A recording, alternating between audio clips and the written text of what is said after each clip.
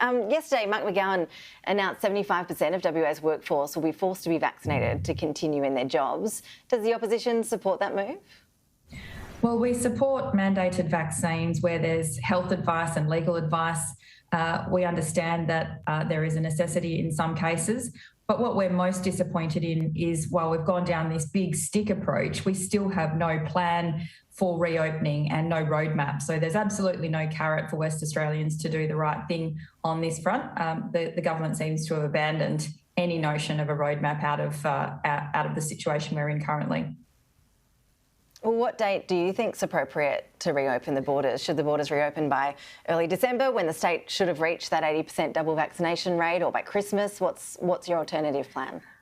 Look, and I get asked that regularly, and what we've said is it's for the government, who's got access to all of the health modelling, the health advice, the legal advice, to lay out the roadmap.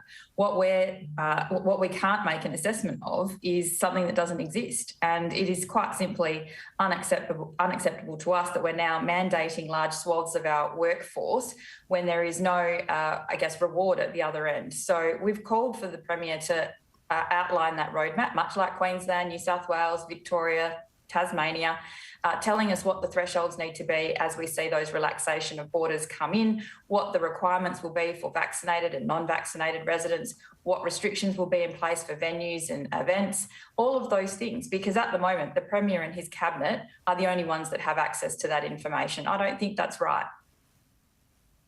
Let's turn to the negotiations happening over the net zero target in Canberra. I know that your state branch, the WA Nationals, do support reaching net zero by 2050. What do you make of your federal colleagues arguing against that target? I think there's discussions happening at the moment in a federal sense around what we need to do to look after industries that will be impacted. I think that's the right thing to do, but I do encourage them to keep an eye on the fact that I think a broad majority of Australians agree that we should be moving towards a net zero target by 2050, and that we need to make sure that we've got good support mechanisms in place for those industries that will be impacted. They're the discussions that are being had at the moment. I think that's right for those that represent industries that will be most impacted. Are some of your more outspoken federal Nationals colleagues out of touch with regional voters on this issue? Well, I'd just encourage all of them to keep an eye on what I know a majority of Australians believe, which is that we should be moving towards a net zero carbon economy by 2050. And while they're having these discussions, which I think is right, you've got to have a plan. You need to understand what it will mean for all parts of the economy, that we are working constructively towards that and making sure that we've got a position for Glasgow, but beyond that as well. So, Mayor Davies, have you expressed that view to your federal leader, Barnaby Joyce? And in fact, considering you expressed disappointment when he was re-elected, I think you said it would be destabilising for the Nationals. Are you on speaking terms with him now? What's your relationship with him now? Have you mended those bridges? Have you even spoken with Barnaby Joyce one-on-one since he did take over the leadership again? Yes, I have spoken to Barnaby and I have regular discussions with our federal colleagues on a range of issues. I've said that I will maintain a professional working relationship with our federal colleagues. I'm in regular discussions with my state colleagues around the nation. We talk about policy issues. I'm never going to miss an opportunity to put the things that are important to West Australians on the agenda, whether it be in relation to climate change or other issues around regional development and the development of our state. And so, yes, I have spoken to Barnaby and I have regular discussions with David Littleproud, Bridget McKenzie and other members of our federal colleagues.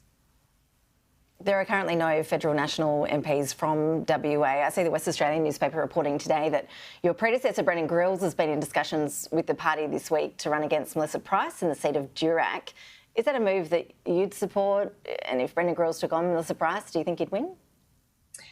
Well, it's a question for Brendan as to whether or not he's throwing his hat in the ring. I do know he's working on a significant project with a number of councils across the north of Australia, here in WA, but also Queensland, in relation to fringe benefit tax and improving outcomes for mining communities.